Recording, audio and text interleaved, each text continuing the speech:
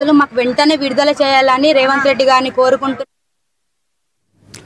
కామారెడ్డి జిల్లా భిక్కనూరు మండలం రామేశ్వరపల్లి గ్రామంలో వింత ఘటన జరిగింది. యూరియా బస్తాను ఇద్దరు యువకులు బైక్పై ఎత్తుకు వెళ్లారు. రామేశ్వరపల్లి గ్రామానికి చెందిన రైతు గంగారెడ్డికి యూరియా లభించకపోవడంతో తమకు తెలిసిన వారి వద్ద నుంచి ఒక సంచి యూరియాను చేబదులుగా తీసుకుని తన వ్యవసాయ బావి వద్దకు చేరుకున్నాడు. పని మీద ఇంటికి వెళ్ళి తిరిగి బావి వద్దకు వచ్చేసరికి యూరియా బస్తా మాయమైపోయింది. దీంతో షాకు గురైన రైతు గంగారెడ్డికి ఏం చేయాలో అర్థం కాక చేసేదేమీ లేక ఇంటికి వెళుతూ తన తోటి మిత్రులకు ఈ విషయాన్ని చెప్పాడు. దీంతో గుర్తు తెలియని యువకులు ఇద్దరు మొక్కజొన్న కంకులను భిక్కనూరు టోల్ ప్లాజా వైపు బైక్పై పెట్టుకుని వెళ్లారని చెప్పారు. దీంతో ఏమాత్రం ఆలస్యం చేయకుండా వెంటనే టోల్ ప్లాజా వద్దకు చేరుకొని సీసీ ఫుటేజ్ను పరిశీలించారు.